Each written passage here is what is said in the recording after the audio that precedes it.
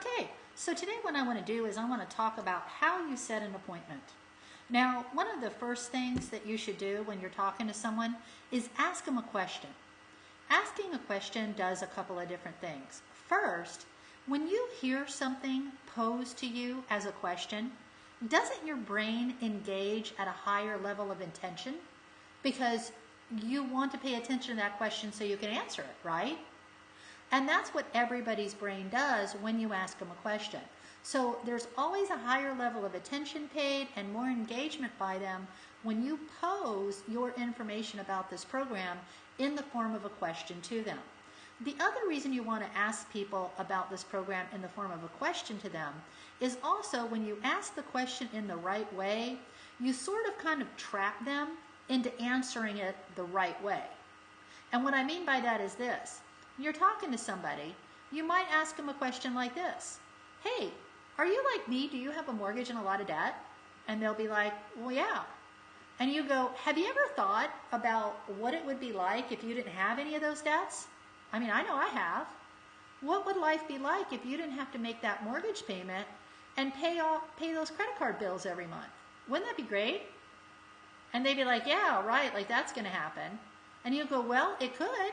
Let me ask you this. If there was a program that you could use that would make it really easy for you to get out of debt, that could save you tens of thousands of dollars in interest, save you maybe more than 50% of the interest that you would otherwise pay on your mortgage and all of your debt, and if that program didn't require you to refinance anything, would it be worth, say, 10 to 20 minutes of your time to take a look at it? Well, what are they going to sound like if they say no? They're going to sound pretty stupid, aren't they? So what you do when you ask the question in the right way is you actually kind of trap them in this area where they really have to think about it. They really have to think about, well, gee, what objection would I have to spending 10 or 20 minutes to learn about something that could save me a ton of money? Now, another thing you can do to kind of motivate people to go ahead and take action on getting their savings analysis done is point out how much procrastination is costing them. For instance, our average client is saving over $120,000 in interest. Our average client is paying off all of their debt in 7 to 11 years, and that includes a 30-year mortgage. Well, if you do the math on that, if you take $120,000 and you divide it by 7 years, okay, the lowest, or 7 years, the highest number, 11 years, you actually come up with $930 in interest savings for every month that that client used the program, okay? So that's a good way to kind of phrase a question to them. For instance, if you have somebody that's kind of procrastinating on doing their savings analysis, say, hey, you know, remember I told you it really only takes about maybe 5, 10, 15, 20 minutes to do the savings analysis that'll show you whether this program is going to really work for you or not? Well, and remember I told you that our average client is saving over $120,000 and paying off in 7 to 11 years? Well, that means that the conservative side of that is that our average client is saving over $900 in interest every month. So that basically means that if you ended up being our average client, every month you don't look at this program is costing you more than $900. So can you think of anything that you could be doing in 10 to 20 minutes that'll make you $900? Because if not, can you think of a reason why you shouldn't move forward on this immediately and take a look? You know, and sometimes it kind of takes waking people up to break them out of their procrastination, because we only really have a couple of jobs that we have to do in this company. The first job is open our mouth and let people know about our program. Identify who is interested in learning more. The second job is helping them to move forward and break through their procrastination and get their savings analysis appointment set up. Now, people will procrastinate for a lot of reasons. Sometimes they think that it's going to be too salesy. Oh, it's going to be a big sales pitch. Well, our company doesn't operate like that at all. As a matter of fact, if you think about it, it's counterintuitive to think that we would. Because our entire marketing approach is based on what? Referrals. So if we make people feel slightly uncomfortable, if they're not totally enthusiastic about not only our product, but the process that they went through to get our product, you think they're going to refer people? Of course not. Okay? The other thing is that we cannot sell this program to people that it's not going to work for, which is the whole reason we do the savings analysis process. It's not a gimmick. We have to actually do it to identify whether this program is really appropriate for people. And it's not necessarily appropriate for everybody. And it's not a bad idea to let people know and say, hey, you know what? Most people qualify for this program. I'm sure you probably will. But, you know, I want to let you know that the reason they're doing the savings analysis is because they have to identify those people that it's going to work for versus not going to work for. And there are a few people that it doesn't work for. Okay? So I kind of wanted to prep you on that before you kind of went into it. Now, let me tell you what you're going to need to do your savings analysis. And I want to tell you this, and it's good for you to remember this in case you refer somebody else down the road. They don't need any information that could lead to, for instance, identity theft. Okay? They're not needing your account numbers. They are not needing the names of your bank or your mortgage company or any of that. The only thing they need is your balances, your interest rates, and whatever you're sending in on a monthly basis as a payment to that account. Then the only other thing they need is if you have a mortgage or mortgages, then they do need your escrow if you have an amount going to escrow, and they need to know about when your start date was for that mortgage. So they can tell, the software will be able to tell where you are on your amortization schedule. Then the only other thing that they need is an idea of your income. Now, it doesn't have to be to the penny, and if your income is up and down, you can just kind of use an average. I usually recommend people look at what their income was the last couple of years, divide that out as a monthly average, use that. Okay? Does that make sense? Would you feel comfortable with that?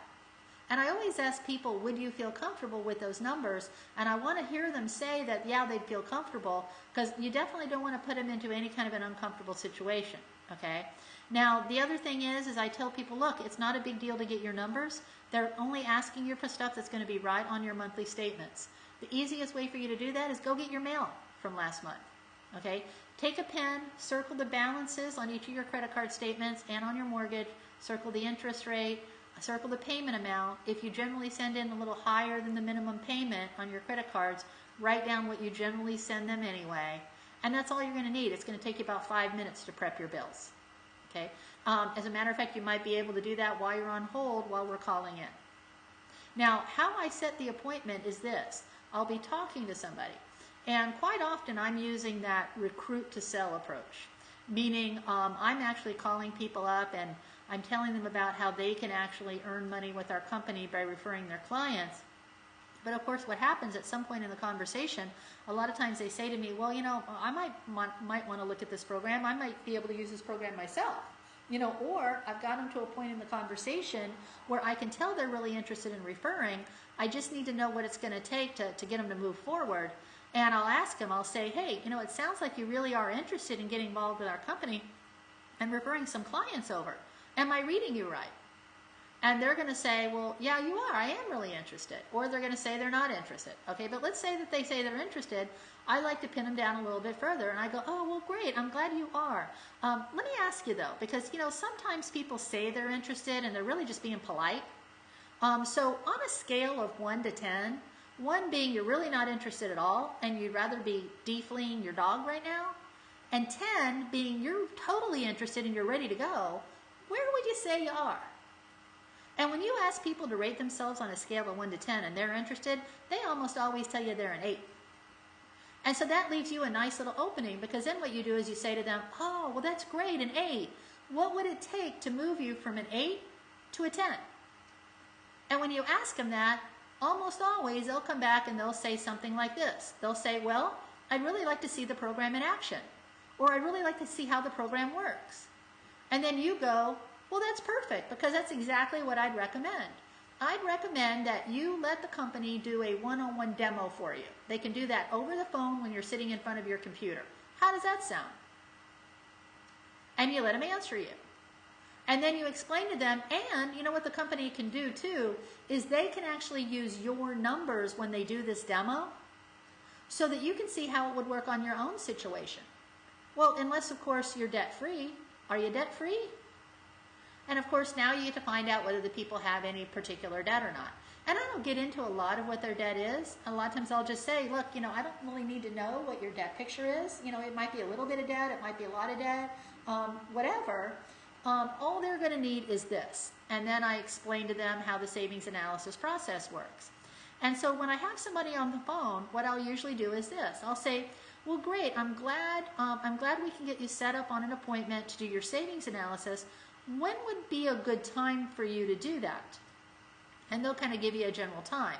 And then I'll say, okay, great. Well, if it's all right with you, before we get off the phone, what I can do is I can even put you on hold for a minute, call into the company, just so you can compare your calendar with theirs, and they can put you on the calendar to call you back at that time to get your numbers from you. How does that sound? Is that okay? And then they'll tell you, okay? And so then what I'll do is I'll go, okay, great. And then I'll go ahead and talk to them for a little bit more.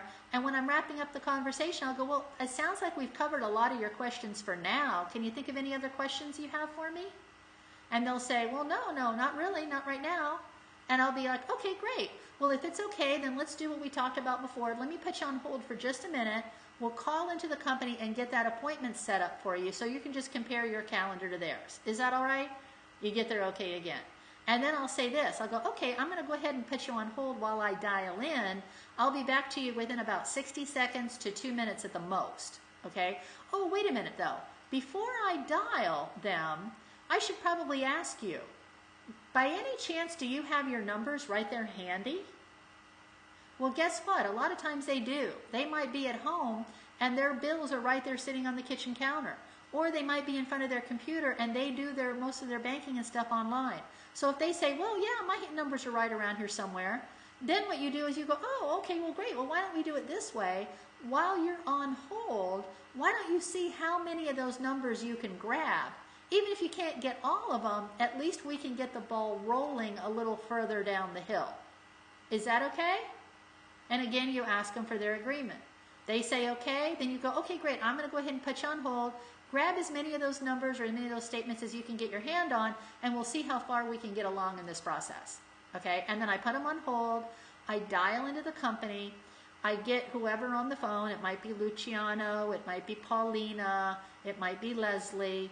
And the first thing I do is I identify myself. I give them my name. I tell them that I have a client on the other line, and I tell them what the situation is. I say I have, Bob Green on the line. He's going to be setting up an appointment for his savings analysis. He's looking for some of his numbers right now, and he might even be able to give you some or all of them. I'm just not sure yet. Or I'll tell them I've got Bob Green on the line and he doesn't have any of his numbers yet. We're only setting up an appointment. Whichever way it is, I let them know. I give them my agent referral ID, or they can always look that up from your name. Now, if you're like me and you have a hard time remembering things, one of the things that I did is I actually put my referral ID number in my cell phone as part of the phone number to the Worth Coach line. So every time I go in to dial the Worth Coach, it actually shows me my agent ID. I did that until I had it memorized, okay? But anyway, even if you don't have your agent ID, they can look you up from your name, so don't worry about that. So then while they're looking you up, then you go ahead and you three-way call your client in. Now, once my client is three-way called in, I'll go, Bob, here, I want to introduce you to Paulina at the company. Paulina's going to get your information and set up your appointment. And if you have any of those numbers ready, she'll go ahead and get some of those numbers from you right now too, okay? And Bob goes, yeah, that's great. And I'll go, and let me give you my phone number, Bob, if I haven't already given it to him. I go, let me give you my phone number, and I give him my number. And I go, and the reason I'm doing that is that I know you really don't need me listening in on your call with Paulina just because I'm a third wheel. I'm going to go ahead and mute myself off the call, let you guys chat while I go get myself something to drink. I won't know when you're done, so feel free to just disconnect the call on your own. And then Bob, if you want to call me back right after, if you have any other questions, you can use my phone number and do that. Otherwise, you can call me tomorrow or the next day, or I'll follow up with you, and we'll chat a little bit further about the next step to get you involved with referring your clients as well. And so then what I do is I go ahead and mute myself off the call, and I let the two of them talk privately. Now in reality, I could be sitting there and listening in the whole time and they wouldn't know the difference, but I don't do that because frankly, if the guy is giving her his numbers, it's none of my business. It's his private information, and I think it's wrong to be sitting there and listening in. If he's only setting up an appointment though, a lot of times I will go ahead and listen in so I can hear when they've set up that appointment for him, and I can put it on my calendar as well just so I know. Okay, but that's how I set up an appointment. Now you can also set up appointments some other ways. For instance, let me go ahead and show you where you can go to set up an appointment. See where it says agent login here in the upper right hand corner of the screen? This is the client site, by the way, for one of my agents, Ernestine. And most of you, by the time you're booking an appointment for a client, have already directed a client to this website. The website address is always worthaccount.com/ and your agent ID. Okay, so that's why it's important for you to know what your agent ID is. If you don't know it, you can always call me. I can give it to you. My number is 407-443-0348, or you can call in to the agent support line at the company headquarters, and the agent support line is 877-576-5563, and they'll give you your agent ID as well. But anyway, what I was going to do is I was going to show you real quickly another way to set up an appointment for your clients is, and I only use this very rarely, when I have a client that's told me when they want their appointment to be, but it's a time when the company is closed. So like if it's a Saturday or a Sunday or something like that. Then what you do is you log in here, and you'll see here where it says schedule analysis.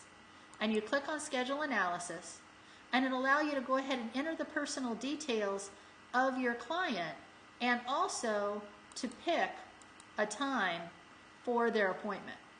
Now, you can either add some of their financial info or go ahead and just click on select appointment now. Okay? And you might want to go familiarize yourself with how this works. If you have not done your own savings analysis appointment yet, you might want to go in there and book yourself a savings analysis appointment so you can get that done. Because I tell you, one of the best ways to get somebody else to run a savings analysis is to show them yours. So even if you're not in a position right now to buy the program, if you have any debt at all, I strongly urge you to at least do the savings analysis so you know how much your potential savings would be if you were able to get on the program right away. Okay? Because that's something that you can show to a potential client. You can also download a sample analysis right here. You'll see that we have a sample analysis and a sample analysis for California. And I'm not sure what the difference is with the one with California, except maybe it might be a little slightly higher amount of debt because the property values in California are a lot higher. You can download whatever analysis is the most appropriate. So you have two versions of an analysis to show them, your own and the sample analysis. But anyway, the other thing you can do with schedule analysis is if you are one of our agents at, say, a financial planner or a mortgage broker, you might have their financial info in front of you anyway. Because they might have given it to you as part of their financial profile. And in that case, if you've already gotten their agreement that they want to actually look at our program, you could simply ask them, hey, is it okay if I use the numbers you've already given me and give them to the Worth Company so they can run an analysis for you? I can actually get that out of the way for you so that we can just get you an appointment set up right away to take a look at the demo of the program. And if they give you their permission, then go ahead and stick their numbers in there, their financial info, at the same time that you're scheduling the appointment. And it'll actually kind of eliminate that first phone call, and the appointment that they'll get scheduled will be their coaching appointment. But anyway, that's how you actually, that is actually how you book an appointment with the company.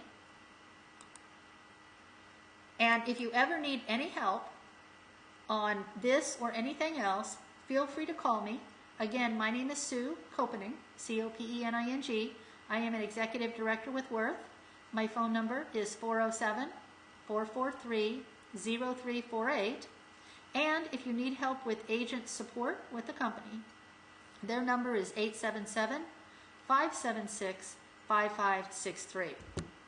And if you have not already familiarized yourself with all the websites, please do. This is obviously the client site. There's a video here that they can pop up and play where it says play introduction. And then if you scroll down, there's several other videos down here. This one is the little one with the two gals. That's just a really quick introduction to the program. This one talks about how people can get a savings analysis set up.